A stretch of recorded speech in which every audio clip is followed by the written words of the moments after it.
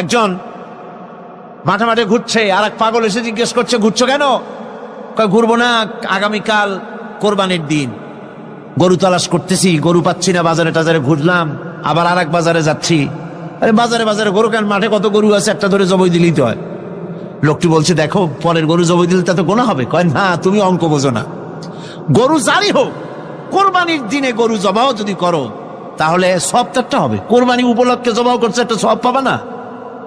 তো কোরবানির জন্য একটা সব হবে, আর চুরির জন্য অবশ্যই একটা পাপ হবে। কোরবানি যখন দিবা তো কোরবানির সব আর চুরির পাপ ভগ্নাংশের মতো কাটাকাটি হয়ে যাবে, গোশত খাবা ফাও। তো মানুষের অবস্থা তো তাই হয়েছে। মানুষের অবস্থা হয়েছে শবে বরাতে সারা রাত জাগবো, কান্দাকাটি করবো, ফাও ফাও গুনাহ মাফ হয়ে যাবে, আর গোশত রুটি তো আসি, যদ্দূর পারলাম খাইলাম। পরের দিন টু ফুর্তি, নো চিন্তা। নাউযুবিল্লাহি মিন যালিক। এই কান্দারও দাম নাই, আর এই ধরনের রাত জাগারও দাম নাই, এ ধরনের ইবাদত করেও দাম নাই। ইবাদতটা হচ্ছে জীবনের সব ক্ষেত্রে ইবাদত করতে হবে। ইবাদত সম্পর্কে মিস ইন্টারপ্রিটেশন যেটা এসেছে, ভুল অর্থ যেটা এসেছে, সেই ভুল অর্থের কারণে মানুষ শুধু মনে করে নামাজ, রোজা, হজ, যাকাতই শুধু ইবাদত। না, ইবাদত হচ্ছে জীবনের সকল ক্ষেত্রে গোলামিটা হতে হবে আল্লাহ পাকের সব জায়গায়। এই চোখ দিয়ে গুনাহ কামাই করা যাবে, আবার এই চোখ দিয়ে সব কামাই করা যাবে। যদি কোনো সন্তান তার মা বাপের দিকে ভক্তির নজরে, মহব্বতের নজরে যদি তাকায়, নবীজি বলেছেন একটা কবুল নফল হজের সওয়াব আমলনামায় লেখা যাবে। সাহাবীরা প্রশ্ন করেছেন, যদি কেউ 100 বার তাকায় তো কি হবে? নবীজি বলেছেন, আল্লাহ রাব্বুল আলামিনের নিয়ামতের ভান্ডার অফুরন্ত নিয়ামতের, সেখানে কোনো অভাব নাই। যদি কোনো বান্দা যদি তার মা বাপের দিকে দৈনিক 100 বার তাকায় তো ওই বান্দার আমলনামায় 100 কবুল নফল হজের সওয়াব লেখা যাবে। তাহলে দেখা গেল চোখের চাহনি আপনার ইবাদত, আপনার ঘুম ইবাদত, আপনার চাকরি ইবাদত, আপনার ব্যবসা বাণিজ্য ইবাদত। তার মানে হলো আল্লাহর গোলামি, আল্লাহর হুকুম অনুযায়ী কাজ করার নামই হচ্ছে ইবাদত। ইয়াকা নাবুদু ওয়া ইয়াকা নাস্তাইন। পড়েন সবাই, ইয়াকা নাবুদু ওয়া ইয়াকা নাস্তাইন। আল্লাহ তাআলা একমাত্র তোমার গোলামি করি, তোমারই আনুগত্য করি, তুমি ছাড়া কারো গোলামি করি না, তুমি ছাড়া কারো গোলামি করি না। এখন দোকানদার নামাজের মধ্যে পড়লো ইয়াকা নাবুদু। ইয়াকা নাবুদু, নাবুদু শব্দটা হচ্ছে মুজারের সিগা। এর মধ্যে দুইটা কাল পাওয়া যায়, বর্তমান আর ভবিষ্যৎ, দুটি কাল পাওয়া যায়। নাবুদু এই শব্দ দিয়ে বোঝানো হচ্ছে কি, আয় আল্লাহ পাক, এই নামাজের ভিতরে যেমন তোমার হুকুম পালন করে নামাজ আদায় করছি, যেমন নামাজের ভিতরে কিছু খাওয়া যায় না, বাইরে খাওয়া জায়েজ ছিল, নামাজ পড়ছি বলে খানাটা আমার জন্য হারাম হয়ে গেছে। কথা বলা জায়েজ ছিল, নামাজের ভিতরে কথা বলা হারাম করে দিলাম। এদিক ওদিক তাকানো জায়েজ ছিল, নামাজের ভিতরে এদিক ওদিক তাকানো বন্ধ করে দিলাম। তার মানে আমার জন্য চিরস্থায়ী, সব সময়ের জন্য আমার জন্য হালাল করে দেওয়া জিনিসগুলি এই নামাজের ভিতরে অল্প সময়ের জন্য হারাম করে প্রমাণ করে দিলাম। মাবুদ গো, এই নামাজের পরে চিরস্থায়ী হারামগুলো এইভাবে আমার জন্য হারাম করে নেব। ইয়াকা নাবুদু, নামাজটা পড়ছি যেভাবে করে, নামাজের বাইরের জীবন চালাবো সেইভাবে করে। সেজদা দিলেই তো সওয়াব হয়। সেজদা দিলে কি হয়? সওয়াব হয়। যদি কেউ 5-6টা সেজদা দিয়ে দেয় এক রাকাতের মধ্যে তো কি হবে? যদি কেউ নামাজ পড়লে তো সওয়াব হয়। ফজরের নামাজ যদি 4 রাকাত পড়ে তো কি হবে? মাগরিবের নামাজ যদি 2 রাকাত পড়ে অথবা 4 রাকাত পড়ে তো কি হবে? ইচ্ছে করে যদি এভাবে করে, ভুল করবে নয়, ইচ্ছে করে যদি করে, তাহলে আল্লাহর আইনের সঙ্গে বিরোধিতা করছে বলে সে বিদ্রোহী হিসাবে প্রমাণিত হবে। সুতরাং কথা হচ্ছে, নামাজের ভিতরে আয় আল্লাহ পাক ইয়াকা নাবুদু, এই নামাজের ভিতরে তোমার হুকুম মেনে যেভাবে নামাজ আদায় করি, নামাজের বাইরের জীবনটাও তোমার হুকুম মেনে পালন করব। এটাই হচ্ছে ইবাদতের মূল থিম, মূল আইডিয়া, মূল ফিলসফি। নামাজ ইবাদত করতে হবে জীবনের সব ক্ষেত্রে। নামাজের ভিতরে বললাম ইয়াকা নাবুদু, দোকানদার, এ লোকটা কি? দোকানদার, ঘি বিক্রি করবে, ঘি আনছে দোকান, তারপরে নামাজ পড়তে দাঁড়িয়েছে। দোকানের পিছনে ছোট্ট ঘর আছে, নামাজ পড়তে দাঁড়িয়েছে, শুরু করে দিল আল্লাহু আকবার, আলহামদুলিল্লাহি রাব্বিল আলামিন আর রহমানির রহিম মালিকি ইয়াউমিদ্দিন ইয়াকা না'বুদু ওয়া ইয়াকা। তাড়াতাড়ি পড়তে হবে যেহেতু খরিদ্দার আসতেছে। খরিদ্দার 2-4 জন ভিড় জমায়েছে, নামাজ ছেড়ে দিয়েছে। কর্মচারীকে ডাকছে, পেরেশন ভিতরে আসলো। আমি তো কেবল খাঁটি ঘি নিয়ে আসছি, ওর মধ্যে তো ভেজাল দিই নেই। তাড়াতাড়ি করে ওর মধ্যে যা দিয়ে ভেজাল দিতে হয় ভেজাল দিয়ে ঠিক মতো দিয়া তারপরে বিক্রি করবি। 100 টাকা কেজি 250 টাকা করে বিক্রি করবি। আল্লাহু আকবার আর রহমানির রহিম মালিকি ইয়াউমিদ্দিন ইয়াকা না'বুদু ওয়া ইয়াকা। এটা নামাজ হইল কর? এই নামাজের আল্লাহর কোনো দরকার আছে? কোনো দরকার নাই। ইবাদত তো হবে নামাজ যার হুকুমে, ব্যবসা তার হুকুমে। নামাজে সেজদা দিব যার হুকুমে, রোজা রাখবো তার হুকুমে, নামাজ পড়বো যার হুকুমে, অর্থনীতি চালাবো তার হুকুমে, নামাজ পড়বো যার হুকুমে, আমার দেশের কলকারখানা চলবে, নামাজ পড়বে যার হুকুমে, পার্লামেন্ট চলবে তার হুকুমে, নামাজ পড়বো যার হুকুমে, রাজনীতি চলবে তার হুকুমে। এর উল্টা পাল্টা যদি হয় মুসলমান মানতে পারে কখনই। সুতরাং মুসলমানকে আনুগত্যের মস্তককে অবনত করে দিতে হবে আল্লাহ পাকের সামনে। আল্লাহর সঙ্গে আর বান্দার সঙ্গে হক আছে। বান্দার উপরে আল্লাহর হক এবং আল্লাহর উপরে বান্দার হক কি, এ ব্যাপারে একটি হাদিস আপনাদেরকে শোনানো যায়। হাদিসটি হচ্ছে ওয়ান মুআজ বিন জাবাল রাদিয়াল্লাহু তাআলা আনহু قال كنت رديف النبي صلى الله عليه وسلم على حمار فقال لي يا معاذ أتدري ما حق الله على العباد وما حق العباد على الله। হযরত মুআজ বিন জাবাল রাদিয়াল্লাহু তাআলা আনহু বলেন যে আমি রাসূল করিম সাল্লাল্লাহু আলাইহি ওয়াসাল্লামের পেছনে তার গাধায় সওয়ার ছিলাম। তিনি আমাকে জিজ্ঞেস করলেন, মুআজ তুমি কি জানো বান্দার উপরে আল্লাহর হক কি এবং আল্লাহর উপরে বান্দার হক কি? তিনি বললেন, আল্লাহু ওয়া রাসূলুহু আ'লামু, আল্লাহ এবং তার রাসূল খুব ভালো করে জানেন।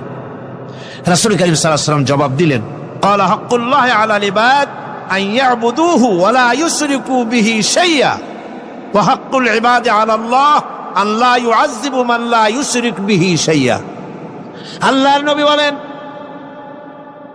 বান্দার উপরে আল্লাহর উপরে বান্দার হক হতেছে, আল্লাহর উপরে বান্দার হক হতেছে বান্দা আল্লাহ পাকের ইবাদত করবে, আল্লাহর গোলামি করবে, আল্লাহর আনুগত্য করবে, দাসত্ব করবে। সেই আনুগত্য ইবাদত আর গোলামির ভিতরে কাউকে শরীক স্থাপন করবে না। বান্দার উপরে আল্লাহর হক হতেছে যেই বান্দা আল্লাহ পাকের ইবাদত করবে, গোলামি করবে, আর কোনো শিরক করবে না। কিয়ামতের দিন ওই বান্দা সম্পর্কে আল্লাহর হক হবে বান্দাকে জাহান্নামের আগুন আল্লাহ পাক হারাম করে দিয়ে তার জান্নাত দিয়ে দিবেন। এটাই হলো বান্দার উপর আল্লাহ পাকের হক। সুতরাং ইবাদত হবে সলিড কার জন্য? আল্লাহ পাকের জন্য। জোরে বলেন কার জন্য? একমাত্র কেবলমাত্র শুধুমাত্র আল্লাহ পাকের জন্য গোলামি হবে। সেই গোলামির কথাটাই আমরা কোরআনে কারীমের মধ্যে সূরা ফাতিহায় প্রত্যেক দিন প্রতি রাকাতে আমরা পড়ি, ইয়্যাকা না'বুদু ওয়া ইয়্যাকা নাস্তাঈন। আয় আল্লাহ তাআলা, কেবলমাত্র তোমার ইবাদত করি, কেবলমাত্র তোমারই দাসত্ব করি, আর কারো আনুগত্য দাসত্ব করি না। এই গোলামি, এই দাসত্ব আল্লাহ পাক আমাদেরকে করার তৌফিক দান করুন, আমরা বলি আমিন। খুলনা জেলার দাকোপ এলাকায় একবার শোনা গেল সেখানে ছাগলে পানি পড়ে দেয়, যে যাবে তার রোগ ভালো হবে।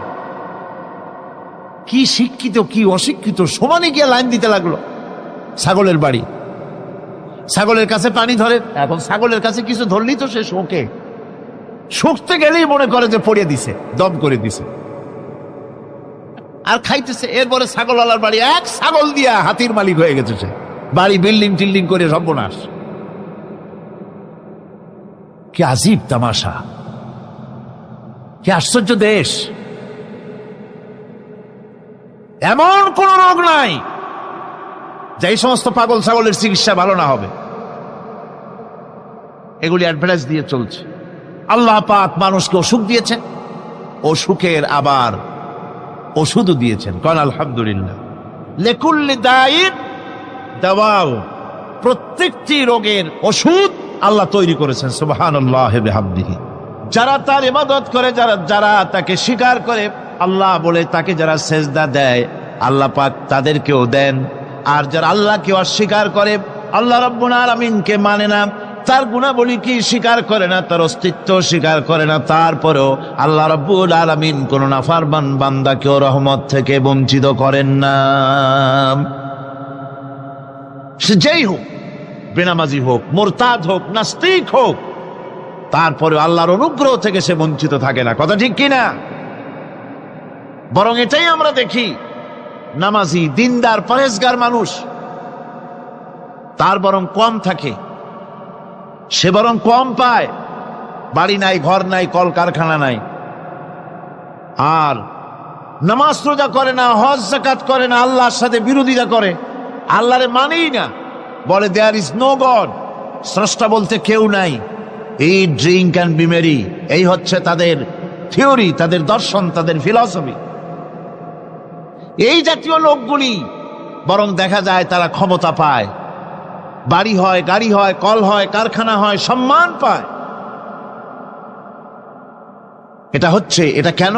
এর কারণ হচ্ছে আল্লাহ রাব্বুল আলামিন এই পৃথিবীর কোনো মূল্য দেন না।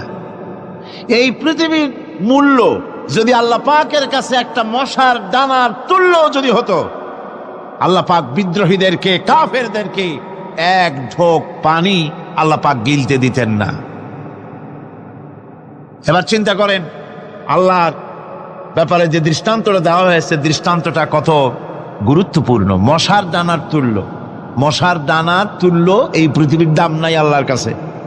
আপনাকে যদি কেউ 10 লক্ষ মশার দানা বহু কষ্ট করে জোগাড় করিয়া যদি কেউ দেয়, তাহলে আপনি কয় টাকা দিয়ে কিনবেন? 4 পয়সা দিয়েও একজনে বলছে 4 পয়সাও দিবে না। তাহলে বোঝেন এর কোনো মূল্য নাই। একটা মশার দানার তুল্য মূল্য আল্লাহ পাক এই পৃথিবীর দেন না, যার কারণে অবারিত উন্মুক্ত হস্তে আল্লাহ পাক সমস্ত মানুষের জন্য, প্রাণী জগতের জন্য তিনি করুণা করেছেন সকলকে। এই করুণাময় রহমান আল্লাহ পাক তিনি গুনাহগারদেরকে, যারা আল্লাহ পাকের ফরমাবরদারি করতেছে, তাদেরকে সকলকে আল্লাহ পাক সমানভাবে তার জিনিসগুলিকে তিনি দিয়ে দিচ্ছেন।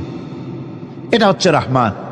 আর রহিম হচ্ছে, হাদিস শরীফে বলা হয়েছে, আর রহমানু রহমানুদ দুনিয়া ওয়াল আখিরা, আর রহিমু রহিমুল আখিরা।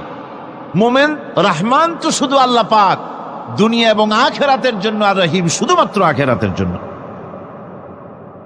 আবার কোন কোন আয়াতে বলা হয়েছে যে আল্লাহ পাক দুনিয়ার মানুষের জন্য রহিম। একটি আয়াতে ভাবে বলা হয়েছে, হুয়াল্লাযী ইউসাল্লি আলাইকুম ওয়া মালাইকাতুহু লিয়ুখরিজাকুম মিনাজ যুলুমাতি ইলান নূর ওয়া কানা বিল মুমিনিনা রহিমা। সে আল্লাহই তোমাদের প্রতি রহম করেছেন, রহমত নাজিল করেছেন, এবং তার ফেরেশতাগণ এই উদ্দেশ্যে যে তোমাদেরকে তিনি অন্ধকার থেকে আলোর দিকে বের করে নিয়ে আসবেন। আর তিনি হচ্ছেন মুমিনদের জন্য রহিম, অত্যন্ত দয়াবান। আরবি ভাষায় আর রহমান অন্তর্জগতের এমন একটি নম্র উচ্ছ্বাসিত অবস্থার প্রতি ইঙ্গিত করে, যার ফলে তার স্বতঃস্ফূর্তভাবে নিজের থেকেই মহানুভবতা এবং প্রীতি ও মহব্বতের ইচ্ছার বহির্প্রকাশ ঘটে। তাই রহমতের মধ্যে আছে স্নেহ, আছে প্রীতি, আছে অনুগ্রহ। আল্লাহ পাকের রহমতটা কি জিনিস? সেটা হচ্ছে রহমতি ওয়াসিআত কুল্লা শাই। আমার রহমত দিয়ে সমস্ত জিনিসকে ঢেকে রাখা হয়েছে। প্রত্যেকটি জিনিসের ভিতরে আল্লাহ পাকের রহমত রয়েছে। রহমত ছাড়া এই পৃথিবীতে মানুষের চলার কোনো পথ নাই। সমস্ত ব্যাপারই আল্লাহ পাকের রহমত আর রহমত। তাবৎ সৃষ্টির দিকে যদি আমরা তাকাই, আল্লাহ পাকের সৃষ্টি জগতের দিকে তাকাই, সেখানে আল্লাহর এই করুণা ছাড়া আর কিছুই দেখা যাবে না। কোরআনে কারিমে বলা হচ্ছে, وسخر لكم ما في السماوات وما في الأرض جميعا منه إن في ذلك لآيات لقوم يتفكرون আকাশ ও পৃথিবীতে যা কিছু আছে তা সব কিছুই আল্লাহ রাব্বুল আলামিন মানুষের অনুগত করে দিয়েছেন। যেভাবে পারো সেভাবে তাকে কাজে লাগাও। সমস্ত জিনিসকে আল্লাহ পাক মানুষের অনুগত করে দিয়েছেন, তার খেদমতের জন্য, তার কাজের জন্য তৈরি করেছেন, মানুষের কাজের জন্য।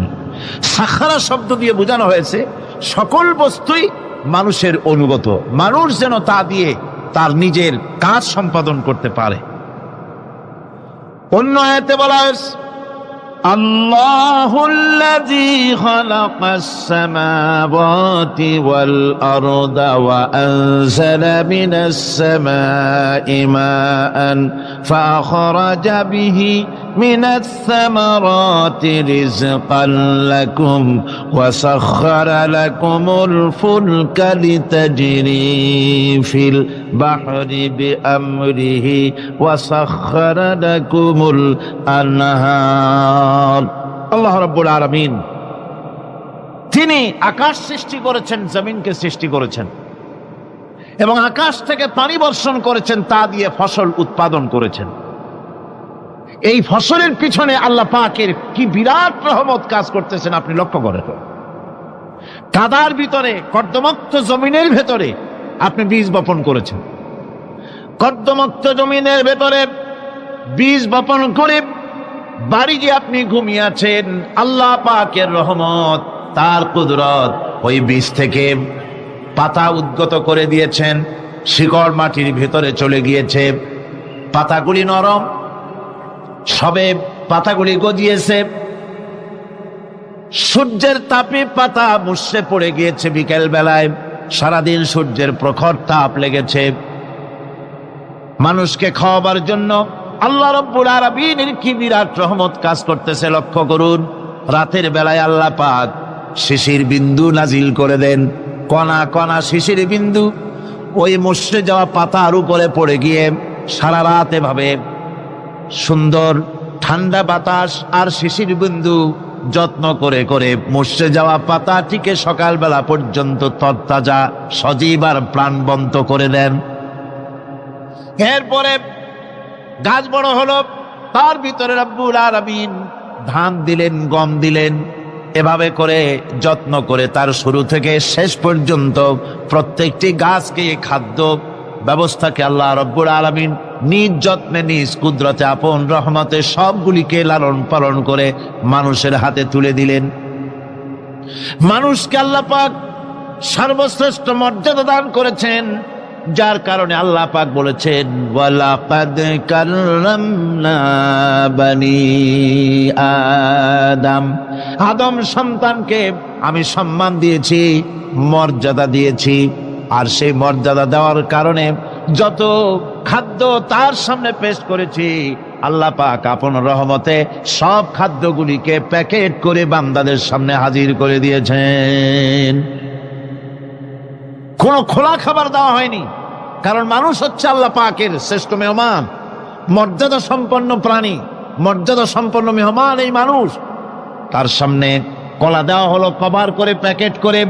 আনারস বলেন, আম বলেন, কাঁঠাল বলেন, যত রকমের ফল আল্লাহ পাক দান করলেন, বেদানা বলেন, আপেল বলেন, সমস্ত ফলগুলিকে, খাবারগুলিকে আল্লাহ পাক প্যাকেট করে করে আপন রহমতে বান্দাদের সামনে হাজির করে দিয়েছেন। তার এত দয়া, তার দয়াই আকাশ থেকে বৃষ্টি হয়, সেই বৃষ্টিতে ফসল ফলে। তার দয়ায়, তার রহমতে তিনি পানি মানুষের আয়ত্তে করে দিয়েছেন। এই পানির উপরে জাহাজ পরিচালনার জন্য আল্লাহ পাক সুযোগ করে দিয়েছেন। জাহাজ পরিচালনা করা হচ্ছে সমুদ্রের ভেতরে মানুষের জন্য। এভাবে করে আল্লাহ পাক সব জিনিসকে তার সুযোগের মধ্যে এনে দিয়েছে। এরপরে আল্লাহ পাক বলছেন ওয়া আতাকুম মিন কুল্লি সালতুমুহু وإن تعدوا نعمة الله لا تحصوها إن الإنسان لظلوم كفار আল্লাহ পাক বলেন, তোমাদের প্রতি আল্লাহ পাকের দয়া, তার রহমত, তার করুণা এত বেশি, তোমাদের সকল চাহিদা তিনি পূরণ করেছেন, কোনো চাহিদা বাকি রাখেন নাই। গতকাল বলেছি, রব হচ্ছেন তিনি প্রয়োজন মাফিক চাওয়ার আগে যিনি প্রয়োজন মিটিয়ে দেন, তার নাম হলো রব। আমাদের চাওয়ার আগে আমাদের যা কিছু প্রয়োজন আল্লাহ রাব্বুল আলামিন সব সাপ্লাই করেছেন। জোরে কোন সুবহানাল্লাহ। ওই আল্লাহ পাক বলেন, ওয়াইন তাউদ্দু নি'মাতাল্লাহি লা তুহসুহা, বান্দারে আমার নিয়ামত যদি গণনা করো, গুনতে গুনে গুনে গুনে আমার নিয়ামতকে গুনে শেষ করতে পারবা না। এত অসংখ্য নিয়ামত ছড়িয়ে ছিটিয়ে রেখেছি বিশ্ব জুড়ে, সর্বত্র সব জায়গায় আমার করুণার ছোঁয়া তোমার চোখের সামনে পড়বে। আল্লাযী জাআলা লাকুমুল আরদা মাহদা ওয়া জাআলা লাকুম ফীহা সুবুলান লাআল্লাকুম তাহতাদুন। আল্লাহ পাক যিনি জমিনকে, এই পৃথিবীকে তোমাদের জন্য বিছানার মতো বিছায় দিয়েছেন, আর বিচারণের জন্য সমতল পথ তৈরি করে দিয়েছেন। এই পৃথিবীটা তোমার জন্য কি সুন্দর করে আল্লাহ পাক একটা গালিচার মতো করে বিছায় দিয়েছেন, সবুজ ঘাস তাতে রয়েছে। এই পৃথিবীর মাটি আল্লাহ পাক মানুষের জন্য কি সুন্দর ঘাটিতে পরিণত করে দিয়েছেন।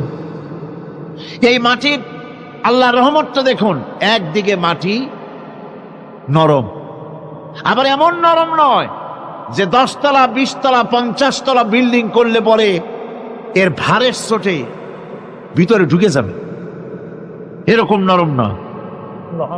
যেখানে যতটুকুন প্রয়োজন ফসল ফলাবার জন্য বৃষ্টি দিয়ে মাটি নরম করে ফসল ফলাবার ব্যবস্থা করা হয়। আবার বিল্ডিং তৈরি করার জন্য মাটি যেমন শক্ত হওয়া দরকার তেমন শক্ত আল্লাহ পাক করে দিয়েছেন। এখন তো 130, 35, 40 তলা পর্যন্ত, তারও বেশি তলা বিল্ডিং তৈরি হচ্ছে। আমি 135 পর্যন্ত উঠেছি আমেরিকায়, 135 তলা বিল্ডিং। এইটা উঠতে 39 সেকেন্ড লাগে মাত্র। এখন এদের লিফটটা কি পাওয়ারফুল চিন্তা করেন, সা করে একটা শব্দ হয় আর আপনি দেখছেন যে 135 তলার ছাদের উপর উঠে গেছে। নিচের দিকে তাকাইলে মানুষগুলো ছাগলের ছাওয়ার মতো এতটুকু এতটুকু দেখা যায়, গাড়িগুলো পিঁপড়ার মতো দেখা যায়। এগুলি নতুন নতুন প্রযুক্তির মাধ্যমে তৈরি করা হচ্ছে। এখন এই বিশাল বিল্ডিং,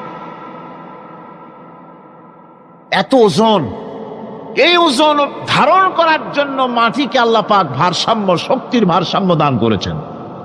এটাকে আল্লাহ পাক নরমও করেছেন আবার শক্তও করেছেন। এই মাটি, এই পৃথিবী আমাদের জন্য বিশাল এক নিয়ামত আল্লাহ পাক করে দিয়েছেন, ফসল ফলাবার জন্য, চলাফেরার জন্য। আবার এই মাটি যেন আপনাকে নিয়ে নড়াচড়া করতে না পারে। মাঝে মাঝে ভূমিকম্প হয় না? পৃথিবীতে ভূমিকম্প জোন যেগুলি আছে সেগুলি হচ্ছে Japan, China, turkey, Iran, America, এরকম বিভিন্ন দেশে ভূমিকম্পের জোন, এগুলি ভূমিকম্প এলাকা। আমাদের এসব দেশে ভূমিকম্প কম হয়, তবে ইদানিং একটু একটু শুরু হয়েছে। আল্লাহ যেন এই ভূমিকম্পের গজব থেকে আমাদেরকে বাঁচান। এত আস্তে আমিন বললেন কেন? কি মারাত্মক ভূমিকম্প, কি মারাত্মক ভূমিকম্পের অনুভূতি আমার নাই।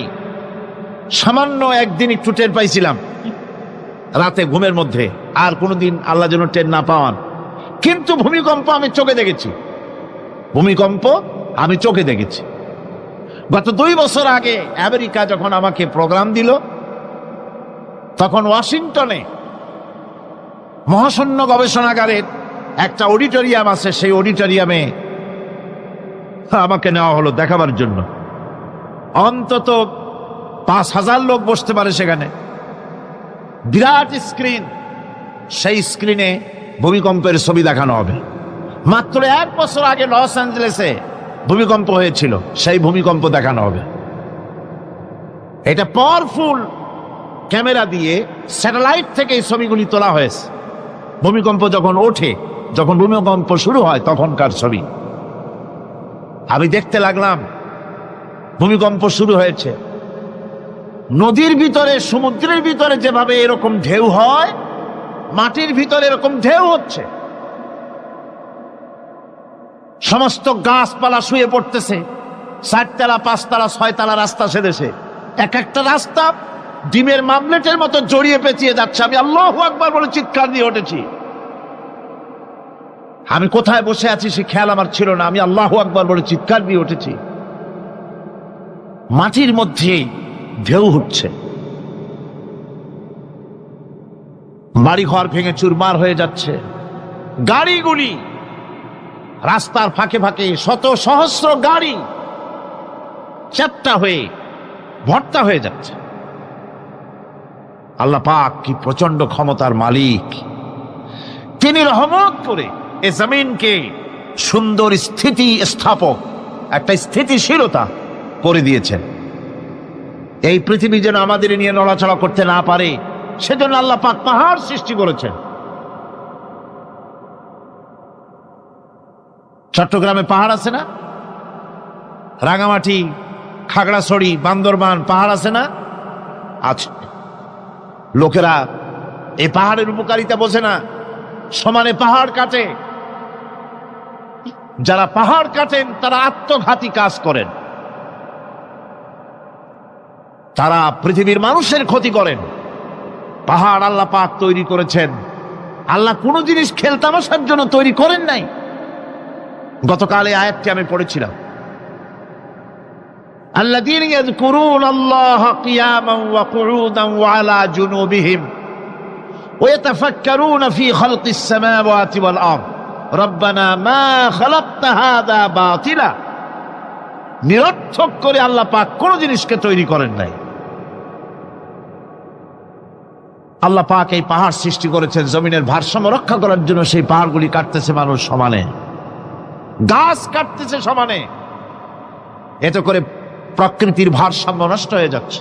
এগুলি সব আল্লাহ পাকের রহমত, সবগুলি আল্লাহ পাকের নিয়ামত। খালি খালি আল্লাহ কিচ্ছু তৈরি করেন নাই।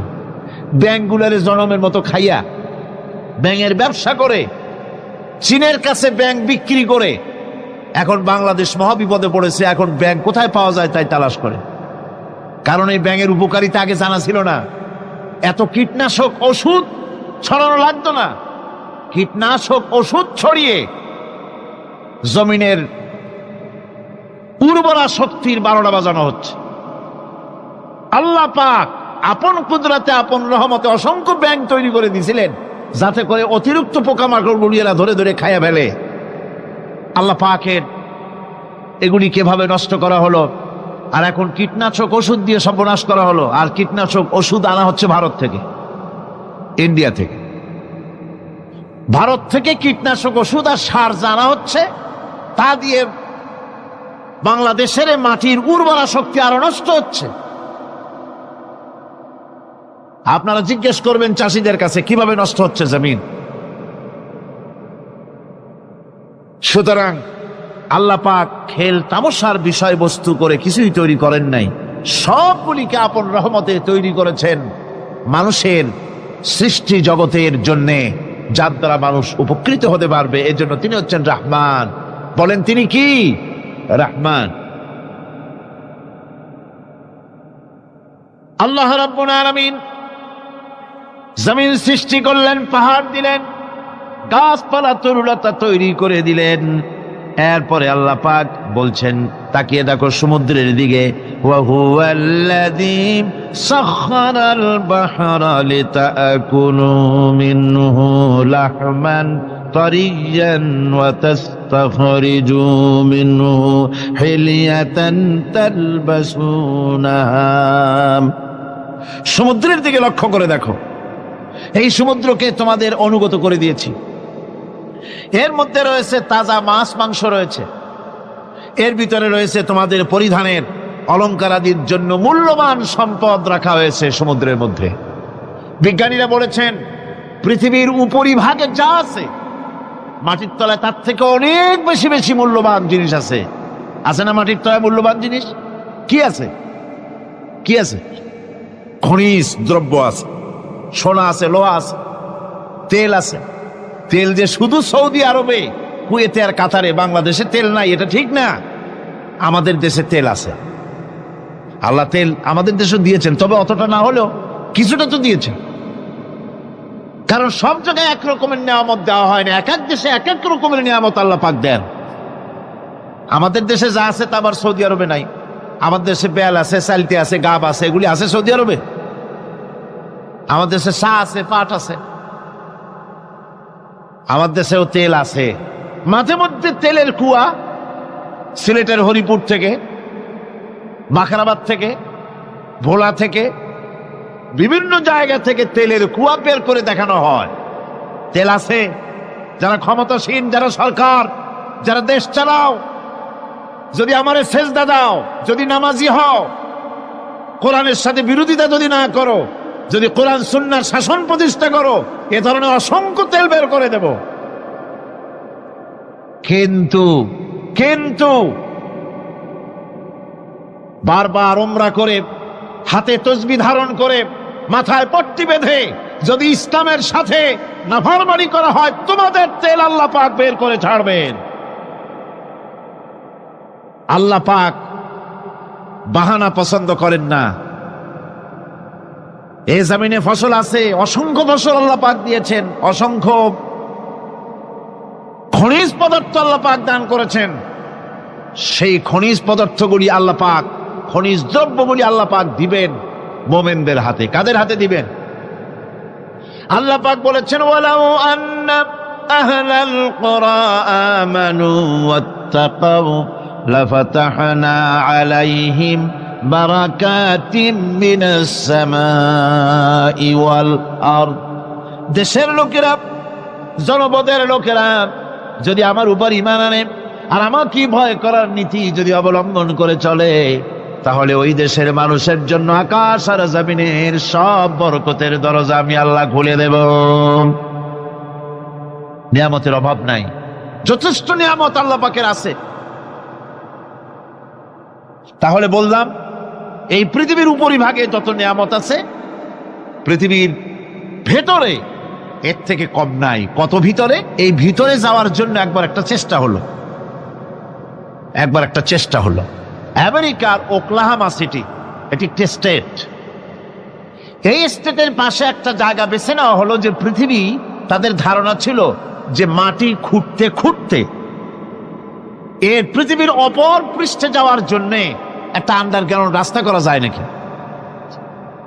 ছোটবেলায় পড়ছিলাম এক ভূগোলে একটা বইতে, যে কেউ যদি আমাদের দেশ থেকে, এখান থেকে মাটি খোঁড়া আরম্ভ করে, তাহলে মাটি খুঁড়তে খুঁড়তে একদিন না একদিন আমেরিকায় পৌঁছে যাবে। কোনো ভিসা টিসা লাগবে না, VD7, DB7, 97 লাগবে না, এমনি যাইতে পারবে। মানুষেরা চেষ্টা করলো মাটি খোঁড়া। মাটি খুঁড়তে খুঁড়তে পৃথিবীতে এটাই ছিল প্রথম এই দুঃসাহসিক পরিকল্পনা। 6000 ফিট পর্যন্ত মাটি খনন করার পর কোন কুলকেরালা করতে না পেরে তারা এই দুঃসাহসিক পরিকল্পনা ছেড়ে দিন। কিন্তু গবেষণার শেষ হয়নি। যারা গবেষণা করেছেন তারা গবেষণালব্ধ, তাদের অভিজ্ঞতা তারা লিখেছেন যে পৃথিবীর অন্তত 180 মাইল গভীর পর্যন্ত তাদের একটা আইডিয়া হয়েছে যে পৃথিবীর মাটির নিচে অসংখ্য খনিজ দ্রব্য রয়েছে, অসংখ্য নিয়ামত এই পৃথিবীর মাটির ভিতরে আল্লাহ পাক লুকায় রেখেছেন। ওর তলায় কি আছে বিজ্ঞানীদের মাথায় এখনো ঢোকে নাই। এই পৃথিবীর উপরে যা আছে ভেতরের থেকে আল্লাহ পাক বেশি রেখেছেন। এরপরে সমুদ্রের ভয়াল দৃশ্য দেখলে পরে মানুষের কলিজা ভীত, প্রকম্পিত, সন্ত্রস্ত হয়ে যায়। কথা ঠিক কিনা? যত বড় বাহাদুর হোক, সমুদ্রের ঢেউর মধ্যে যদি পড়ে, বাহাদুরি আর থাকে না। ঠিক কিনা কন? যতই বড় আল্লাহ নাই, কিন্তু সমুদ্রে গেলে আর অসুবিধা হয় না। সমুদ্রের ঢেউয়ের মধ্যে যখন মানুষ পড়ে, আল্লাহ পাক বলেছেন দাল্লা মান তাদউনা ইল্লা ইয়াহু, একমাত্র আল্লাহ ছাড়া সবাই কি ভুলে যায়? আমি দেখেছি সমুদ্রের দরিয়ার ভিতরে ঢেউ যখন শুরু হয়, অমুসলিমরা পর্যন্ত তাদের ভাষায় স্রষ্টাকে যা বলে সে নাম ভুলে গিয়ে সকলের মুখ থেকে বেরোয় আল্লাহ আল্লাহ আল্লাহ। আল্লাহ বাঁচাও।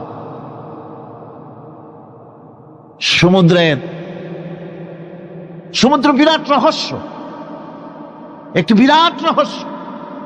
বারমুদা ট্রায়াঙ্গলের কথা আপনারা শুনেছেন। বারমুদা ট্রায়াঙ্গলটা কি, এটা এখনো বিজ্ঞানের কাছে স্পষ্ট হয়নি। বারমুদা ট্রায়াঙ্গলের যে এরিয়া আছে, প্রশান্ত মহাসাগর এবং আটলান্টিক মহাসাগরের মোহনায়, এইখান থেকে যখন কোনো প্লেন যায় অথবা কোনো জাহাজের রেঞ্জে আসে, প্লেন হারিয়ে যায়, জাহাজ হারিয়ে যায়, কোথায় যায় কেউ হদিস করতে পারে না। ক্যালিফোর্নিয়ার লস অ্যাঞ্জেলেসে যখন আমার প্রোগ্রাম হচ্ছিল, তখন একটি শহরে আমাকে নেওয়া হয়েছিল, সান দিয়েগো শহরের নাম। সান দিয়েগোতে ওয়ার্ল্ড সি, যেখানে সি ওয়ার্ল্ড যেখানে আছে, সেইখানে বারমুদা ট্রায়াঙ্গল কি জিনিস তার অনুমতি দেওয়ার জন্য তারা ওখানে একটা আইডিয়া করার জন্য কিছু এনভায়রনমেন্ট তৈরি করে রেখেছে। 50 লোক একসঙ্গে ঢুকতে পারে। তা আমরা সেখানে ঢুকলাম, টিকিট করে ঢুকতে হয়। চেয়ারে বসার পর প্লেনের মতো সিট বেল্ট দিয়ে কোমর বেঁধে নিতে হয়। এরপরে লাইটগুলি অফ হয়ে গেল। তারপরে দেখা গেল সামনে বিরাট স্ক্রিনে সমুদ্র ভেসে উঠেছে, সমুদ্রের ঢেউ শুরু হয়েছে, ধারা বিবরণী আসতেছে মাইকে যে আমরা এখন সমুদ্রের ভিতর দিয়ে চলছি। এটা ছিল সমুদ্রের পারে। আমরা যেখানে বসছি এই বিল্ডিংটা এরকম এরকম করতেছে। এখন আমার ধারণা হয়েছে সত্যিই বুঝি সমুদ্রের মধ্যে গিয়ে নামছে। সামনে দেখা যাচ্ছে বিরাট হাঙ্গর আসতেছে, বড় রকমের পাহাড় আসতেছে, এই পাহাড়ের সাথে টক্করে এখনই লাগবে। এই কথা বলতে না বলতে উপরে একটা শব্দ হলো, আর পানি বৃষ্টির মতো গায়ের উপরে পড়া আরম্ভ করলো। আমি তো চিন্তাই করতে লাগলাম, আল্লাহ এখানে ঢুকলাম কেন? বারমুদা ট্রায়াঙ্গল মারাত্মক অভিজ্ঞতা। এই সমুদ্র, মহাসমুদ্রের ভিতর আল্লাহ রাব্বুল আলামিন অসংখ্য রহস্য রেখে দিয়েছেন, যা আজ বিজ্ঞানীরা উদ্ঘাটন করতে পারেনি। এই মহাসমুদ্রের ভিতরে রয়েছে ম্যাগনেটিক পাহাড় পানির তলায়। যদি রাডারে ধরা না পড়ে জাহাজে, তাহলে এর রেঞ্জের ভিতরে আসলে এমন আকর্ষণে টেনে নেবে, পাহাড়ের সাথে লেগে টপ করে লেগে জাহাজ চানাচুর হয়ে যাবে। এই মহাসমুদ্রের ভেতরে আল্লাহ পাক মাছ রেখেছেন, অসংখ্য মাছ রয়েছে, অসংখ্য ধরনের প্রাণী রয়েছে। আর তিনি এমন রহমান, প্রত্যেকটি প্রাণীর আবার আত্মরক্ষার জন্য হাতিয়ার তার সাথে সাথে দিয়ে দিয়েছেন। এক প্রকারের মাছ আমি নিজে দেখেছি সি ওয়ার্ল্ডে গিয়ে, এক প্রকারের মাছ আছে, সে যদি আক্রান্ত হয় তাহলে তার পেছনের দরজা থেকে এক প্রকারের লাভা, এক প্রকারের আটা জাতীয় জিনিস ছেড়ে দেয়। ওইটা পানি তড়িৎ গতিতে, আর পানি আশেপাশে পানিগুলি ইলেকট্রিফাইড হয়ে যায়। যে তাকে আক্রমণ করতে আসছে ইলেকট্রিক শক খেয়ে পালানো ছাড়ার পথ থাকে না। আবার আর এক প্রাণী, আর এক প্রকারের মৎস্য আছে, যেগুলি আক্রান্ত হলে পরে সে তখন তার মুখ থেকে ব্লু রঙের, গাঢ় কালো রঙের এক প্রকারের কতগুলি লালা বের করে দেয়, তার আশেপাশে একদম কালো অন্ধকার হয়ে যায়, তারা আর কেউ দেখতে পারে না। এভাবে করে প্রত্যেককেই আত্মরক্ষার জন্য আল্লাহ পাক হাতিয়ার দিয়ে দিয়েছেন। সুবহানাল্লাহ ওয়া বিহামদিহি। সেই সমুদ্রের ভেতরে এই ধরনের মৎস্যরাজি, বিরাট বিরাট প্রকাণ্ড প্রকাণ্ড প্রাণী আল্লাহ পাক সেখানে রেখেছেন। এরপরে এই সমুদ্রের মধ্যে রয়েছে মণিমুক্তা। আল্লাহ পাক বলছেন তোমরা পোশাক তৈরি করবে, তোমাদের স্ত্রীদের জন্য অলংকার আদি তৈরি করবে, সেজন্য ওর ভিতরে মণিমুক্তা মহামূল্যবান জিনিস এই সমুদ্রের ভেতরে আমি দিয়ে রেখেছি। আপন কুদরতে, আপন মেহেরবানিতে, কেউ আমার কাছে চায় নাই, আমি নিজের থেকে তোমাদের সমস্ত প্রয়োজন মিটিয়েছি, যা লাগবে সব জোগাড় করে দিয়েছি। এখন দেখুন আল্লাহ রাব্বুল আলামিন তার রহমতের নমুনা প্রাণী জগতের দিকে লক্ষ্য করে দেখেন, আল্লাহ রব্বুল আলামিন সমস্ত প্রাণী জগৎ, দুনিয়ায় মানুষ বাদে যত প্রাণী আছে সমস্ত প্রাণীর দিকে তাকান। মানুষের কথা তো গতকাল বলেছি। সমস্ত প্রাণীগুলিকে আল্লাহ রাব্বুল আলামিন তাদের সাথে তাদের সমস্ত জিনিস দিয়ে দিয়েছেন। এর মধ্যে কোনোটাকে আল্লাহ পাক বোঝা বহন করার জন্য কোন প্রাণীকে তৈরি করেছেন, আবার মানুষের জন্য, জিহাদের জন্য, যুদ্ধ করার জন্য কোন প্রাণী তৈরি করেছেন, চাষাবাদ করার জন্য প্রাণী তৈরি করে দিয়েছেন। কোরআন বলছি, ওয়াল আনআমা খালাকাহা লাকুম ফিহা দিফউন ওয়া মানাফিউ ওয়া মিনহা তাআকুলুন। তিনি বিভিন্ন ধরনের জীব পয়দা করেছেন, যার থেকে তোমাদের শীতের পোশাক এবং অন্যান্য কল্যাণকর কাজ যেন তোমরা করতে পারো, সেজন্য পশুর গায়ে যে পশম দেওয়া হয়েছে, এতে পশুরও কাজ হয়। আবার এই পশমগুলি গ্রীষ্মকালে কেটে নিয়ে তাই দিয়ে মানুষের শীতবস্ত্র তৈরি করা হচ্ছে। আপনার গায়ের, আপনার গলার মাফলার, আপনার সোয়েটার, আপনার চাদর, আপনার কম্বল, এগুলি আল্লাহ পাক তৈরি করার জন্য দুনিয়ার যত প্রাণী তৈরি করেছেন, প্রাণীগুলির গায়ে, চতুষ্পদ জন্তুর গায়ে পশম দিয়ে, সেগুলি দিয়ে এগুলি তৈরি করার ব্যবস্থা করেছে। আবার আল্লাহ রাব্বুল আলামিন বলেন, ওয়ালাকুম ফিহা জামালুন হিনা তুরিহুনা ওয়া হিনা তাসরাহুন। যখন সেগুলি মাঠে সকাল বেলায় চড়তে নামে, আবার বিকেল বেলায় যখন পালবদ্ধ হয়ে বিকেল বেলায় যখন ঘরে ফেরে, তখন দেখার এক সৌন্দর্য এমন হয় যা সত্যি উপভোগ্য। লক্ষ্য করে দেখবেন, এগুলি শহরে কম দেখা যায়, গ্রাম্য অঞ্চলে মাঝে মধ্যে যাবেন, গ্রামের লোকই আপনারা অধিকাংশ এখানে আছেন, আপনারা দেখবেন সকাল বেলায় যখন পালে পালে গরু, ছাগল, মহিষ ইত্যাদি যেতে থাকে, সকাল বেলায় সূর্য যখন উঠে সেই সময় যখন এগুলি যেতে থাকে, তখন তার দেখার একটা দৃশ্য দারুণ লাগে। আবার যখন সন্ধ্যা বেলায় গোধূলি লগ্নে যখন সূর্য লাল হয়ে পশ্চিম দিগন্তে অস্তমিত হতে যায়, তখন শত শত গরু, ভেড়া, ছাগল পাল ধরে মাঠের মধ্য দিয়ে যখন বাড়ির দিকে রওনা করে, আল্লাহ পাক বলেন এই দৃশ্য অত্যন্ত উপভোগ্য।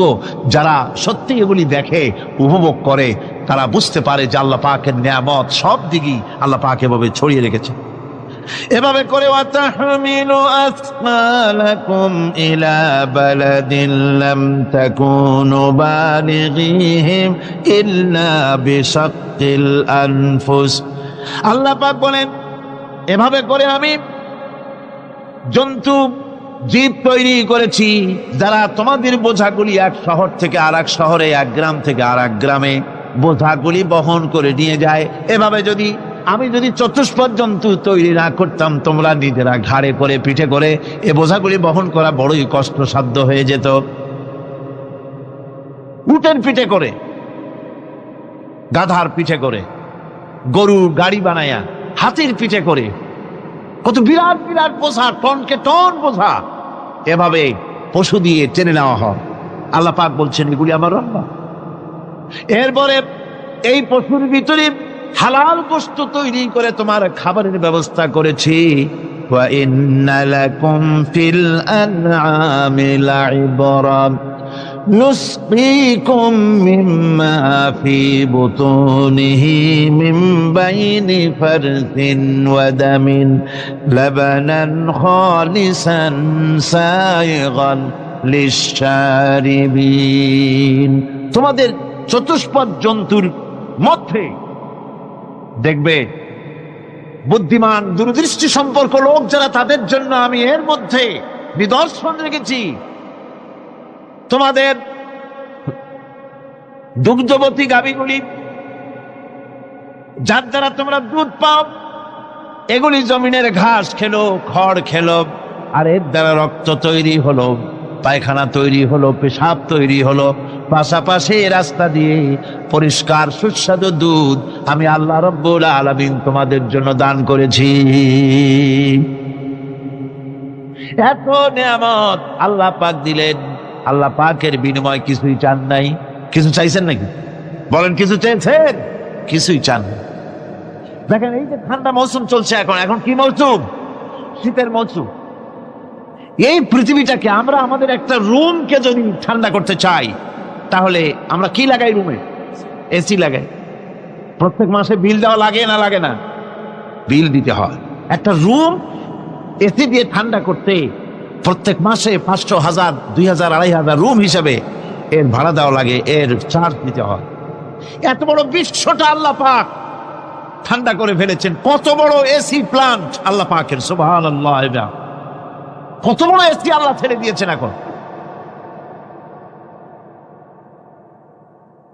ডিজেল যারা আগুন তৈরি করেন, কাঠ যারা আগুন তৈরি করেন, পৃথিবীর মানুষের হাতে আগুন জ্বালাবার, উত্তাপ সৃষ্টি করার যত রকমের টেকনোলজি আছে, সব যদি একত্রিত করা হয়, সূর্য প্রতি সেকেন্ডে যে তাপ বিকিরণ করে পৃথিবীর জন্য, সারা পৃথিবীর সমস্ত মানুষ এক জায়গায় হইয়া কিয়ামত পর্যন্ত প্রচেষ্টা করিও ওই 1 সেকেন্ডের তাপ তৈরি করতে পারবে?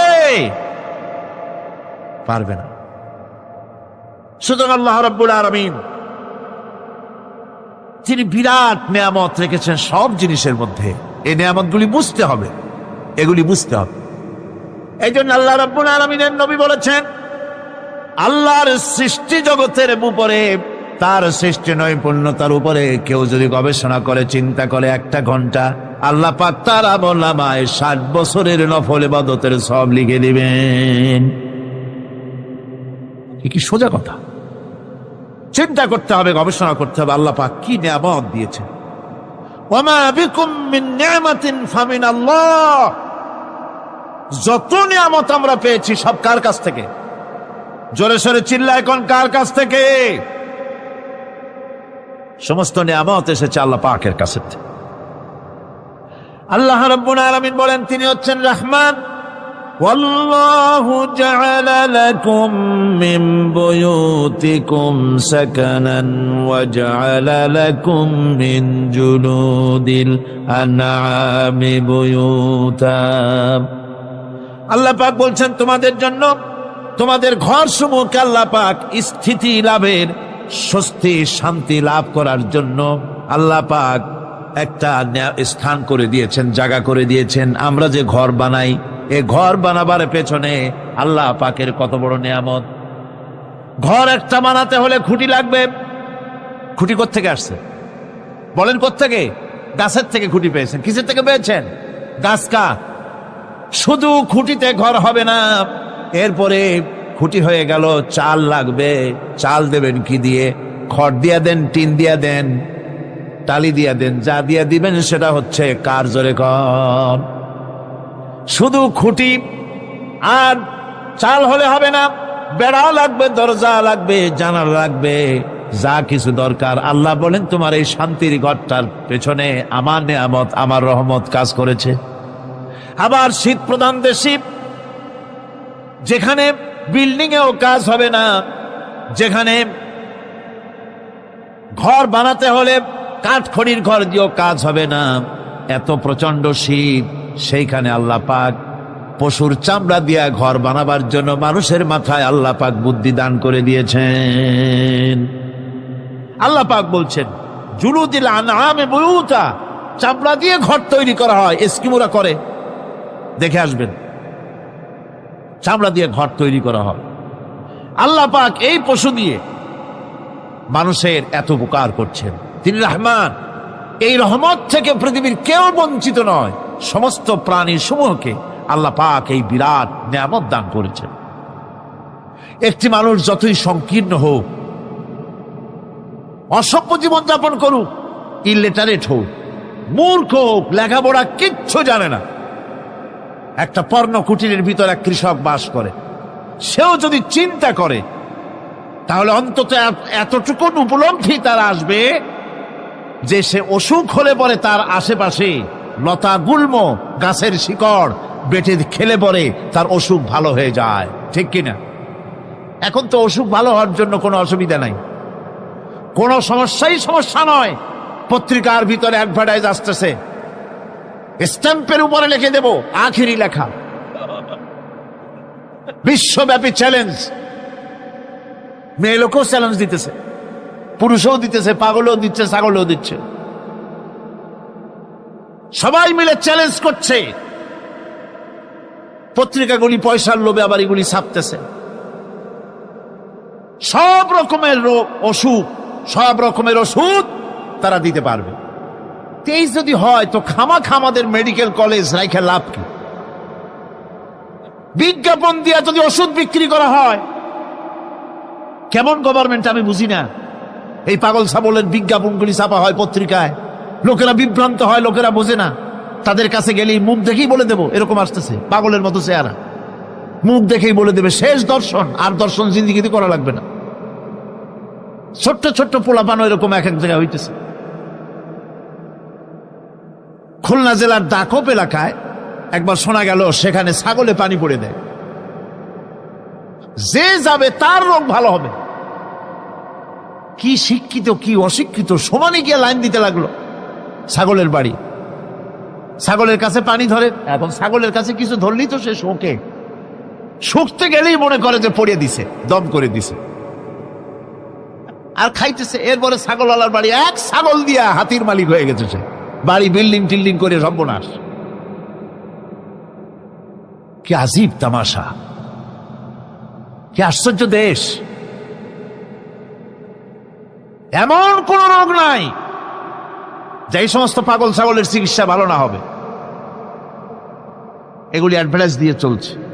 আল্লাহ পাক মানুষকে অসুখ দিয়েছেন, অসুখের আবার ওষুধও দিয়েছেন। কারণ আলহামদুলিল্লাহ লিকুল্লি দাইন দাওয়াও, প্রত্যেকটি রোগের ওষুধ আল্লাহ তৈরি করেছেন। সুবহানাল্লাহ বিহামদিহি।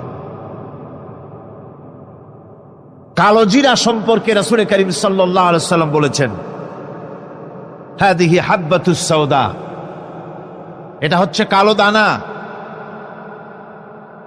দাওয়াউন লিকুল্লি দাইন ইল্লা সাম, মৃত্যু ছাড়া সকল রোগের ওষুধ কালো জিরার মধ্যে আছে।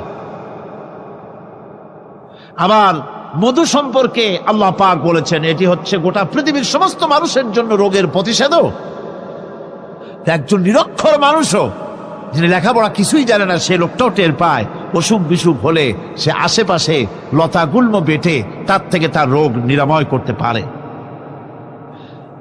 রৌদ্রের দাবানল থেকে বাঁচার জন্য সে গাছের আশ্রয় নিতে পারে। তরুণ গাছ থেকে ফার্নিচার তৈরি করতে পারে। আবার এই গাছ যখন এই গাছ থেকে সুস্বাদু ফল পেতে পারে, আর এই গাছ যখন বুড়ো হয়ে যায় তখন তার দিয়ে সে ফার্নিচার তৈরি করতে পারে। অসংখ্য নিয়ামত তার চতুর্পাশে ছড়ানো থাকে। একটা নিরক্ষর মূর্খ ব্যক্তিও যদি চিন্তা করে তাহলে আল্লাহর রহমত সম্পর্কে জানতে তার মোটেই কষ্ট হওয়ার কথা নয়। মূল কথা হলো চিন্তা করা, গবেষণা করা। আল্লাহ পাক এই জন্য বারবার বলেছেন, লা আয়াতিন লিকাউমিন ইয়াতাফাক্কারুন, লা আয়াতিন লিউলিল আলবাব, যারা নাকি চিন্তাশীল গবেষক, মাথায় গিলুটুলু যাদের আছে, ওরা এগুলি খুব ভালো করে বুঝবে। আল্লাহ রাব্বুল আলামিন এই পৃথিবীকে তার রহমত দিয়ে ছেড়ে রেখেছেন, অসংখ্য রহমত দিয়ে রেখেছেন।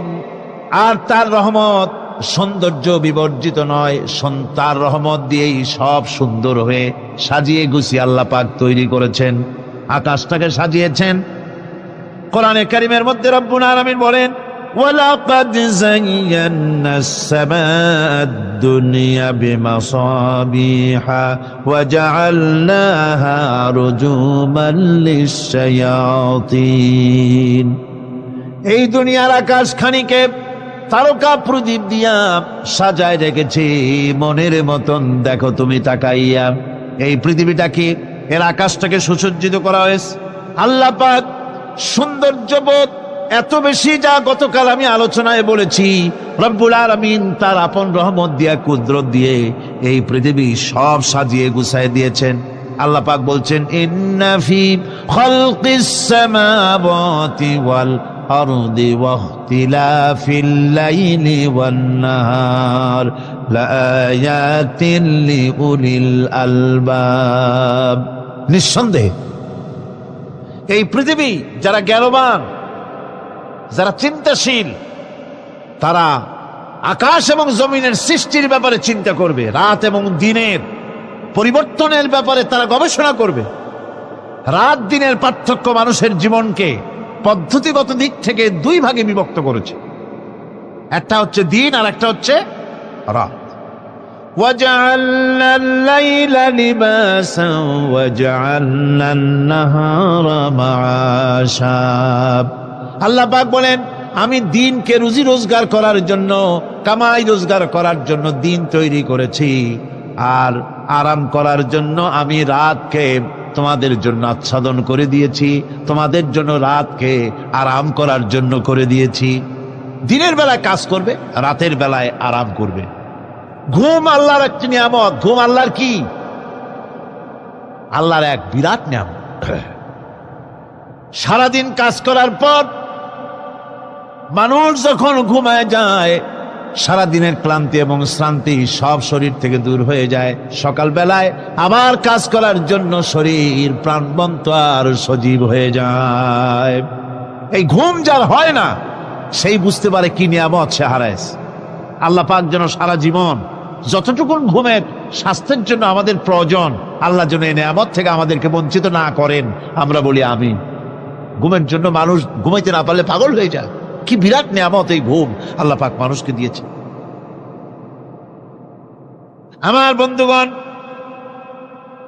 এভাবে করে আল্লাহ রাব্বুল আলামিন মানুষের একঘেয়েমি দূর করার জন্য সকাল করেছেন, দুপুর করেছেন, বিকেল করেছেন, সন্ধ্যা করেছেন, রাত করেছেন, ঘুমাবার ব্যবস্থা করেছেন, কামাই রুজির ব্যবস্থা করে দিয়েছেন, রুজি রোজগার করার ব্যবস্থা করেছেন। সবকিছু তিনি রহমান বলে, তিনি দয়াবান বলে মানুষের সব প্রয়োজন আল্লাহ পাক মিটিয়ে দিয়েছেন। আল্লাহ সুবহানাহু ওয়া তাআলা তিনি বলছেন, আমার রহমতেই পৃথিবীর মাটি থেকে তোমাদের ফসল উৎপাদিত হয়। তোমরা দেখো, আফারাআইতুম মা তাহরুতুন আআনতুম তাজরাউনাহু আম নাহনুজ জারিউন। জমিন থেকে ফসল কে উদ্গত করে? উদ্ভিদকে কে গজায়? তুমি গজাও না, আমি গজাই। আল্লাহ পাক বলেন, সমস্ত উদ্ভিদগুলি আমি তোমাদের জন্য গজায় দেই, উঠায় দেই। এরপরে যখন ফসল হয়, ফসল পাকা দেখে মানুষ তখন মোষে তেল মাখে, ফুর্তি করে, আনন্দ করে। এবার ফসল খুব ভালো হয়েছে, ভালো করে গান দেব। মানুষেরাই চিন্তা করে, বেশি ফসল হয়েছে, গান বাজনা, থিয়েটার, গুনাগার বিবির গান, এগুলি ভালো করে শুনতে হবে। গাছে কাঁঠাল, গোপে তেল, জমিনে ফসল, মোষে তেল মাখে আনন্দ করে যে গান বাজনা করবে।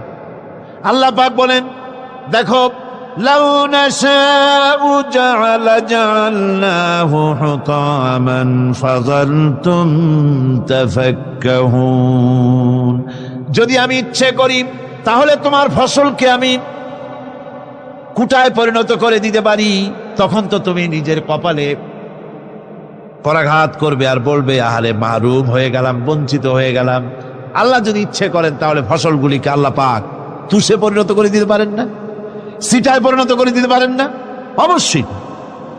সেই জন্য আল্লাহ পাক বলছেন, যেগুলি সব আমার ক্ষমতা, আমি আপন নিয়ামতে, আপন বরকতে, রহমান নামের কারণে আমি তোমাদের সব আমি গুছিয়ে দিচ্ছি। আল্লাহ পাক ফসলের জন্য, আপনার জমিনের ফসলের জন্য আল্লাহ পাক বিনা পয়সায় সারের ব্যবস্থা করে দিয়েছেন। জোরে কোন সুবহানাল্লাহ। সেই সারটা হচ্ছে কি? ওয়া মিন আয়াতিহি আইয়ুরিকুমুল বারকা খাউফান ওয়া তামআম ওয়া ইউনাজ্জিলু মিনাস সামাই মা। আল্লাহ পাক বলেন, আমি আমার নিদর্শনাবলীর ভিতরে এটা হচ্ছে নিদর্শন, যে আকাশে বিদ্যুৎ চমকায়, মেঘের গর্জন আর বিদ্যুতের চমক, এ সবগুলি আমার নিদর্শন। বৃষ্টির পানির সাথে এগুলি এসে জমিনের ফসলকে বৃদ্ধি করে দেয়। জোরে বলেন সুবহানাল্লাহ। কৃষিবিদরা বলেছেন, যে বছর আকাশে যত বেশি বিদ্যুৎ চমকায়, সে বছর জমিনের ফসল তত বেশি বৃদ্ধি পায়। বিনা পয়সায় এ ধরনের আল্লাহ পাক ব্যবস্থা করে দিচ্ছেন। এরকম দরিয়ার মাছ, গোশত, তরি তরকারি, ফল, মৌসুম উপযোগী যা কিছু প্রয়োজন, এ সব কে দিচ্ছেন? বলেন না, কে দিচ্ছেন? ওয়ামা মিন দাব্বাতিন ফিল আরদি ইল্লা আলাল্লাহি রিজকুহা। এই পৃথিবীর মুখে এমন কোন বিচরণশীল জীব নাই যে জীবের রিজকের দায়িত্ব আল্লাহ পাক নিজ হাতে গ্রহণ করেন নাই। এবার দেখেন আল্লাহ পাক আরো বলছেন, وَكَأَيٍّ مِّن دَابَّةٍ لَّا تَحْمِلُ رِزْقَهَا اللَّهُ يَرْزُقُهَا وَإِيَّاكُمْ। বহুত প্রাণী এমন আছে যে প্রাণীরা রিজেককে সঞ্চয় করে না। আমাদের রিস্ক তো সঞ্চয় করা আছে, আমাদের ব্যাংকে টাকা আছে, গোলায় ধান আছে, চাউল আছে, আছে কিনা? কম থাকুক বেশি থাকুক আছে তো। কিন্তু পৃথিবীতে এমন বহু প্রাণী আছে যাদের কোনো সঞ্চয় নাই। এই ধরনের অসংখ্য প্রাণীকে আল্লাহ রাব্বুল আলামিন বলেন, এ ধরনের অসংখ্য প্রাণীকে আমি আল্লাহ রাব্বুল আলামিন তাদের খেতে দেই। সকালবেলায় খালি পেট নিয়ে সমস্ত প্রাণীগুলি ঘর থেকে বেরিয়ে যায়, পানি থেকে, গর্ত থেকে, জঙ্গল থেকে সব বেরিয়ে গেল ক্ষুধার্ত পেটে। আবার বিকালবেলা পর্যন্ত সারাদিন তাদের আহার জোগাড় করে তাদের পেট ভরাইয়া সবগুলিকে আপন আপন গৃহের মধ্যে আমি আল্লাহ ফিরায় দেই। সেই জন্য আল্লাহ পাক বলছেন, ইয়া আইয়ুহান নাসু যকুরু নি'মাতাল্লাহি আলাইকুম হাল মিন খালিকিন গায়রুল্লাহ ইয়ারযুকুকুম মিনাস সামাই ওয়াল আরদ লা ইলাহা ইল্লা হুয়া ফাআন্না তুফাকুন। হে মানব সকল, স্মরণ করো আল্লাহ পাকের সেই নিয়ামতের কথা, যে নিয়ামত ওই আল্লাহ ছাড়া কে আছে, যে তোমাকে আকাশ থেকে রিজকের ব্যবস্থা করেন, যিনি তোমাকে খাওয়ার দাওয়ার ব্যবস্থা করেন। তিনি ছাড়া কেউ নাই এই পৃথিবীর বুকে, আকাশ এবং জমিনে। তিনি এক এবং একও। ওয়া ইলাহুকুম ইলাহুন ওয়াহিদ লা ইলাহা ইল্লা হুয়ার রাহমানুর রহিম। তিনি হচ্ছেন তোমাদের ইলাহ, তিনি এক, তিনি একক। সুতরাং তিনি হচ্ছেন পরম দাতা এবং বিশেষ নিয়ামত যিনি দেন, পরম দাতা এবং দয়ালু। কোরআনে কারিমে যখনই আমরা বলেছি আলহামদুলিল্লাহি রাব্বিল আলামিন, আল্লাহ পাক খুশি হয়েছে। প্রশ্ন হয়েছে তার কি আরো কোন গুণ আছে? জবাবে বলেছি আর রহমানির রহিম, তিনি পরম দাতা, তিনি দয়ালু। সুবহানাল্লাহ, তিনি রহিম। পরকালে কিয়ামতের ভয়াবহ দিনে বান্দার জন্য তিনি রহিম হবেন। দুনিয়ায় তো অবারিত উন্মুক্ত হস্তে সকলকে দিচ্ছেন, আর কিয়ামতের দিন আল্লাহ পাক রহিম হবেন তার বান্দাদের জন্য।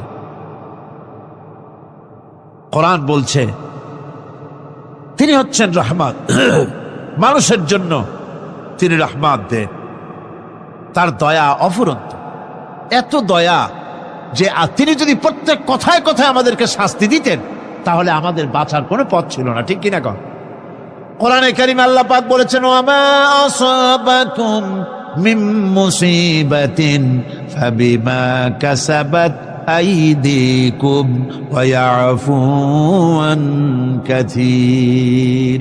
তোমাদের উপরে যত বিপদ আসে, সমস্ত বিপদগুলি তোমাদের হাতের কামাই করা, নিজেদের রোজগার করা, তোমাদের নিজেদের হাতের কামাই করা। ওই হাতের কামাই করার কারণে সেগুলির জন্য যে আযাব হওয়া উচিত ছিল, আমি অনেকগুলি ক্ষমা করে দেই, সব তোমাদের হাতের কামাইয়ের জন্যই বিপদ হয়, আর অনেকগুলি তো আমি ক্ষমা করে দেই। কথায় কথায় যদি প্রত্যেকটা ব্যাপারেই শাস্তি দিতাম তাহলে পৃথিবীতে শ্বাস ফেলার সময় তোমরা পেতে না। আল্লাহ পাক হচ্ছেন সেজন্য রহমান, আর তিনি রহিম কিয়ামতের দিনের জন্য। এই পৃথিবীতে মানুষ গুনাহ করা স্বাভাবিক কিনা কন? সব মানুষই গুনাহ করে। এই গুনাহগার যত বড় গুনাহগার হোক না কেন, গুনাহগার যখন তওবা করে, তওবার অনুভূতি যখন আসে এবং সে যখন অনুশোচনা করে, তখন তার অপরিসীম দয়া সেই অনুশোচনাকে কবুল করে নেয়। অনুশোচনার এক বিন্দু অশ্রু গুনাহগারের অনাচারের সমস্ত দাগ মুছায় দেয়। মনে হয় যেন তার আমলনামায় কোনো দাগই ছিল না। সুবহানাল্লাহ। এই জন্য বলা হয়েছে তাইবু মিনাজ যামবি কামান লা যামবা লাহু। গুনাহ থেকে যে তওবা করে মনে হবে তার সে কোনো গুনাহই করেই নাই, কোনো গুনাহই করে নাই। আমার বন্ধুগণ, আল্লাহ পাক কেমন রহিম!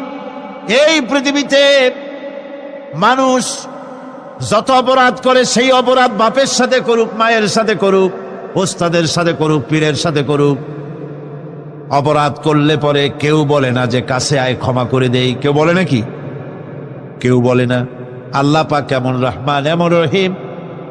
বান্দা যখন গুনাহ করে আল্লাহ পাক গুনাহগারদেরকে ডাকেন, চুরি করেছিস, গুনাহ করেছিস, মদ খেয়েছিস, জিনা করেছিস, জুয়া খেলেছিস, হত্যা করেছিস, কুফরি করেছিস, শিরক করেছিস, যত রকমের পাপ করিস না কেন, ফিরে আয়, ফিরে আয়, চোখের পানি ফেল, আমি আল্লাহ রব্বুল আলামিন মাফ করে দেব।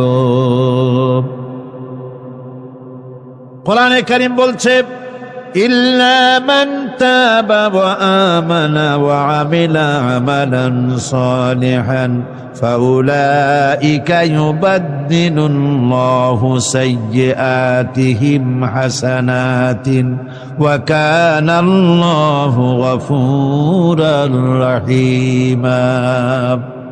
কিন্তু যে ব্যক্তি তওবা করেছে এবং ঈমান এনে পরবর্তীকালে ভালো কাজ করেছে, তাদের মন্দ কাজগুলি আল্লাহ পাক ভালো কাজ দিয়ে বদলায় দিবেন। এত বড় একটা কথা শুনে সুবহানাল্লাহ মুখ থেকে বেরোলো না। গুনাহগার যত গুনাহ করেছে সে যদি তওবা করে, ওই সব গুনাহ যদি না করে, তার সাইয়্যাতগুলি আল্লাহ পাক হাসানাত দিয়ে বদলায় দিবে। মানুষেরা চুরি করে, ডাকাতি করে, জিনা ব্যভিচার করে, যা কিছুই করে থানায় ধরা পড়ে। থানায় ধরা পড়লে তারপরে তার বিরুদ্ধে চার্জশিট হলো, এরপরে তার জেল হলো, ছাড়া পেল, আবার অন্যায় করলো, আবার ধরা পড়লো, যতবার জেল হলো ততবার ছাড়া পেল, কিন্তু থানায় দাগী আসামিদের খাতায়, চোরের খাতায়, ডাকাতের খাতায় নামটা তার মোছা হয় না, থানায় নামটা থেকেই যায়। কিন্তু আল্লাহ রাব্বুল আলামিন এমন এক বিচারক, এমন রহমান, এমন রহিম, মানুষ যদি গুনাহ করে, যত বড় গুনাহ করুক, এই গুনার পরে সে যদি অনুশোচনা করে, তওবা পড়ে, গুনাহ থেকে যদি ফিরে থাকে, আর যদি সেই গুনাহ না করে, আল্লাহ পাক বলেন শুধু মাফ করি না, গুনার খাতায় যে নামটা ছিল নামটাও আমি আল্লাহ মুছে ফেলে দেই। এই হচ্ছে রহমান, এই হচ্ছে রহিম, এই হচ্ছে তার অফুরন্ত দয়া, যে দয়ার কোনো শেষ নাই। এক্ষেত্রে আল্লাহ রাব্বুল আলামিন তার দয়া ও ক্ষমার বিশাল ব্যক্তির কথা উল্লেখ করেছেন, যার কোনো সীমা নেই। কোরআনে কারীম বলছে قل يا عبادي الذين أسرفوا على أنفسهم لا تقنطوا من رحمة الله। হে আমার ওই সব বান্দাগণ যারা নাকি পাপাচার করে অশ্লীলতার মধ্যে নিমজ্জিত হয়ে নিজেদের জীবনকে নষ্ট করেছে, তোমার অনাচার যত কঠিন হোক, যত বেশি হোক, আমার রহমত থেকে নিরাশ হয় না। সুবহানাল্লাহ, আমার রহমত থেকে নিরাশ হয় না। যত বড় পাপ করে থাকো, আমার রহমত থেকে নিরাশ হয় না। ইন্নাল্লাহা ইয়াগফিরুয যুনুবা জামিআ ইন্নাহু হুয়াল গফুরুর রহিম। যদি তওবার মতো তওবা করতে পারো, যদি চোখের পানি দিয়া আল্লাহ পাককে রাজি করাইতে পারো, আল্লাহ পাক বলেন বান্দা যদি তওবা করে, খাঁটি যদি তওবা করে, জীবনে ওই সব গুনাহ যদি আর না করে, আল্লাহ পাক বলেন জিন্দেগীর সকল গুনাহ আমি রব্বুল আলামিন মাফ করে দেব। তিনি গফুর, তিনি রহিম, ক্ষমাশীল এবং দয়াবান। এত দয়া যে দয়ার কোনো শেষ নাই। আল্লাহ পাকের দয়াকে, তার রহমতকে, তার করুণাকে তিনি 100 ভাগ করেছেন। এই 100 ভাগের 1 ভাগ গোটা পৃথিবীতে তিনি ছড়িয়ে দিয়েছেন। আর 99টা ভাগ কার কাছে?